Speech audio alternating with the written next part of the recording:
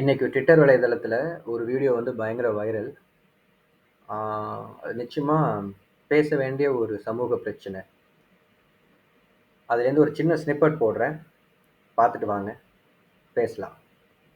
கவர்னரை பற்றி தாறுமாறா பேசுறான்னு சொல்றானுங்க. 10 பேர்த்துக்கு படியளக்கிற சமுதாயம், நீ 10 ஊடு பிச்சை எடுக்கிற நாய். நீ அந்த அளவுக்கு பேசுனா, நான் 10 ஊடு படியளக்கிறவன், 10 தலைமுறைக்கு சொத்து இருக்கிற நானு, எவ்வளவு தில்லு இருக்கு. இனிமேலு கவண்டச்சிய கவுண்டர் சமுதாயத்தை நீ நினைச்சினா, தாழ்த்தப்பட்ட சாதி உயர் ஜாதி ஆகணும், சம்பாதிக்கணும், கஷ்டப்படணும். நீ கவண்டச்சி கல்யாணம் பண்ணா உயர் ஜாதியால தவறான பிரச்சாரம் பண்ணி உன்னுடைய இளைஞர்களை வழிநடத்தினா, அவனுடைய தாயினுடைய கருவிலே வளரும் போது தாயோடு கருவறுப்போம். கொங்கு நாடு முன்னேற்ற கழகத்தினுடைய இளைஞர் படை இங்கே திட்டமிட்டு செயல்பட்டுக் கொண்டிருக்கின்றோம். இங்கே இருக்கின்ற உளவுத்துறை இருக்குன்னு சொல்லிக்கிறேன். கவண்டனல்லா ஜெயிலுக்கு வரமாண்டா, பிரச்சனைக்கு வரமாண்டா, அடிதடிக்கு வரமாண்டா நினைக்க வேண்டாம். ஏன்னா வரவேண்டிய கட்டத்திலே இருக்கின்றோம். ஒரு கிராமத்திலே 10-15 பேர் இன்னைக்கு 30ல இருந்து 40 வரைக்கும் கல்யாணம் ஆகாம இருக்கிறாங்க. எங்க ஒண்ணுங்க அடுத்தவன் கார்லயும் பைக்கிலே தோல்ல கை போட்டு பார்த்துக்கிட்டு இருப்போமா? இளைஞர் படை ஈரோடு மாவட்டத்திலிருந்து 12 மாவட்டத்திலே 1500 பேரை திரட்டி வைத்திருக்கின்றோம். எங்களுடைய சமுதாயத்துடைய பெண்களை கை வைத்தால் அங்கே கருவிலே வேறறுப்போம். திட்டமிட்டு இருக்கின்றோம். நம்ம ஜாதிய பொண்ண வேற எவனாவது கூட்டிட்டு போனா அவனை புடிச்சு கொண்டு வந்து நம்ம பொண்களுக்கு அறிவுரை சொல்லுவ. பேசாம வந்துட்டா அவனும் பொழைச்ச, நீயும் பொழைச்ச. இல்லை என்றால் இருவரையும் கொலை செய்வதற்கு நாங்கள் தயாராக இருக்கின்றோம். பார்த்துட்டீங்களா? இந்த வீடியோவில் இவ்வளோ சாதி வெறியோட, இவ்வளோ வன்மத்தோட பேசியிருக்கிறது வந்துட்டு சூரியமூர்த்தி அவர்கள். அவர் வந்து கொங்கு நாடு மக்கள் தேசிய கட்சியோட இளைஞரணி செயலாளர். இப்போ ஏன் இந்த வீடியோ வந்து ட்ரெண்ட் ஆகிட்டு இருக்கு அப்படின்னா, அவர் தான் இப்போ வந்து நாமக்கல் பாராளுமன்ற தொகுதியோட கொங்கு நாடு மக்கள் தேசிய கட்சியோட வேட்பாளர். அந்த கட்சி வந்து திமுக கூட்டணியில் இருக்கு. அந்த கட்சிக்குன்னு தனி சின்னம் கிடையாது. அவங்க திமுகவோட உதயசூரியன் சின்னத்தில் நின்று தான் இந்த தேர்தலை ஃபேஸ் பண்ண போகிறாங்க. இப்போ இந்த வீடியோவை செஞ்சிட்டு இருக்கிற இந்த நேரத்திலேயே வந்துட்டு அவர் வந்து இன்னைக்கு அவர் கட்சி தலைவரோடு போய் மாண்புமிகு தமிழக முதலமைச்சர் மு.க. ஸ்டாலின் அவர்களை வந்து சந்திச்சிருக்கிறாரு. ஒரு மாதிரி ஒரு வேட்பாளர் அறிமுகம் மாதிரி. இவ்வளவு சாதி வெறியோட, அதுவும் வந்து கட்சி ஆரம்பிச்ச புதுசுல, இந்த வீடியோ வந்து ஆல்மோஸ்ட் 10 வருஷத்துக்கு முன்னாடி பேசினது. ஸோ எந்த விதமான பதவியும் இல்லாத காலத்திலேயே ஒரு ஜாதி கட்சி ஆரம்பிச்சு ஒரு கூட்டத்தை பார்த்தோன்னே இவ்வளவு வன்மத்தோட பேசக்கூடிய ஒருத்தர் எம்பி ஆனா என்ன ஆகும்? வாக்கரசியல்ல வந்துட்டு இந்த மாதிரி சாதி கட்சிகளை, சாதி சங்கங்களை, சில லெட்டர்பேட் கட்சிகளை இதில் தவிர்க்க முடியாதுங்கிறது வந்து வாஸ்தவம் தான்.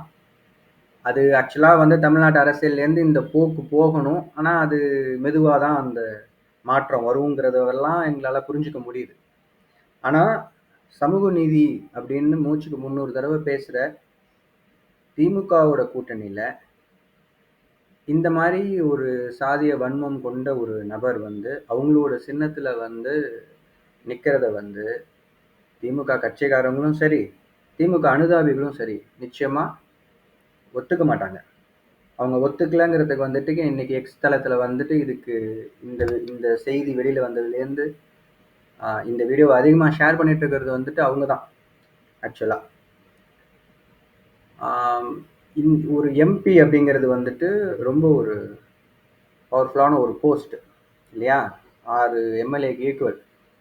எந்த பதவியும் இல்லாத காலத்திலேயே என்கிட்ட பணம் இருக்குது, 10 தலைமுறைக்கு எவ்வளோ திமிரு இருக்கும் அப்படின்னு பேசக்கூடிய ஒருத்தரோட கையில் அந்த மாதிரி ஒரு பதவி கிடைச்சா அவர் ஏதாவது செய்கிறாரோ இல்லையோ, அவரை சுற்றி இருக்கிற ஒரு கூட்டம் வந்துட்டு என்னெல்லாம் செய்யலாம்.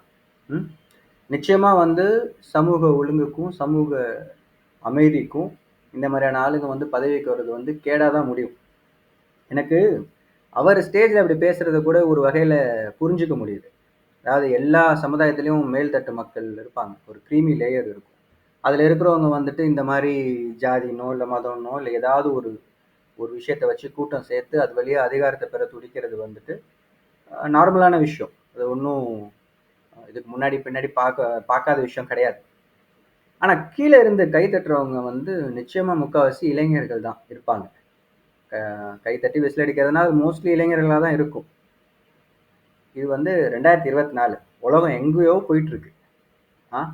உங்களை மாதிரி இளைஞர்கள் தான் இல்லப்பா இதெல்லாம் வந்து பழைய 10ஆம் பசலித்தனம், இப்போ உலகம் எங்கேயோ போயிட்டு இருக்கு, நாங்களாம் மாமா மச்சான் மாதிரி இருக்கோம், இல்லை அட்லீஸ்ட் அண்ணன் தம்பியாவது இருக்கோம் அப்படின்னு சொல்லி பழைய ஆளுங்க வழியில போகாம எதிர்கால முற்போக்கான ஒரு வழியில வந்து அவங்களையும் கூட்டிட்டு போக வேண்டிய இடத்துல இருக்கிறவங்க தான் இளைஞர்கள்.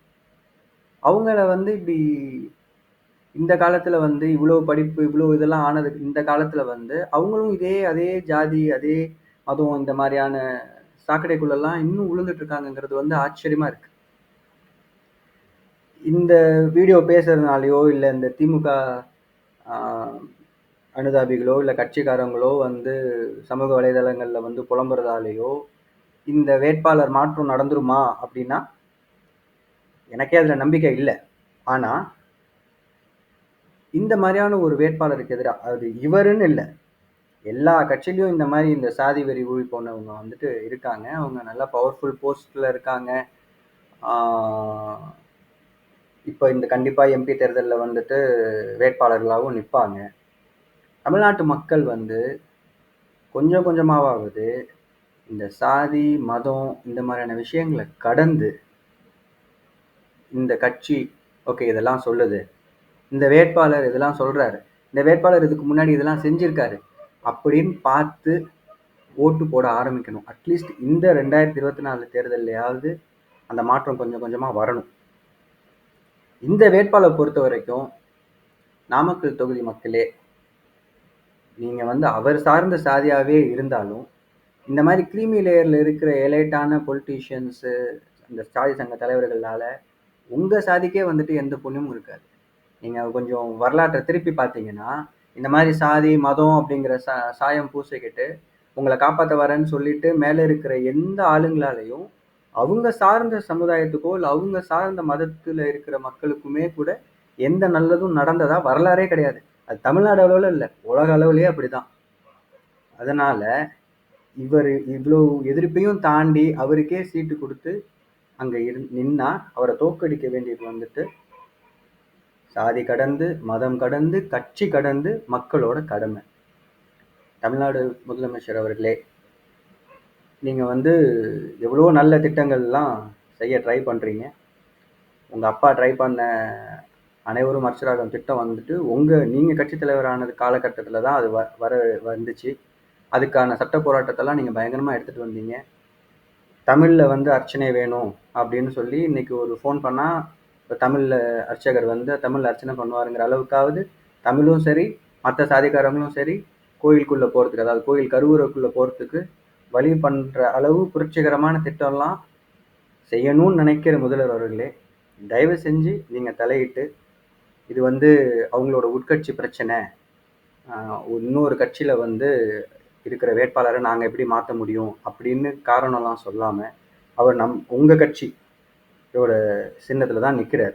ஸோ நீங்க கொஞ்சம் தலையிட்டு ஓரளவு அட்லீஸ்ட் வந்து கொஞ்சம் அமைதியான பண்பான ஒரு வேட்பாளரை வந்து கொங்கு நாடு மக்கள் தேசிய கட்சி நிறுத்தணும்னு நீங்க தலையிட்டு இதை மாத்துவீங்கன்னு ஆயிரக்கணக்கான லட்சக்கணக்கான திமுக அனுதாபிகளே நினைக்கிறாங்க, எதிர்பார்க்குறாங்க, செய்வீங்கன்னு நம்புறோம்.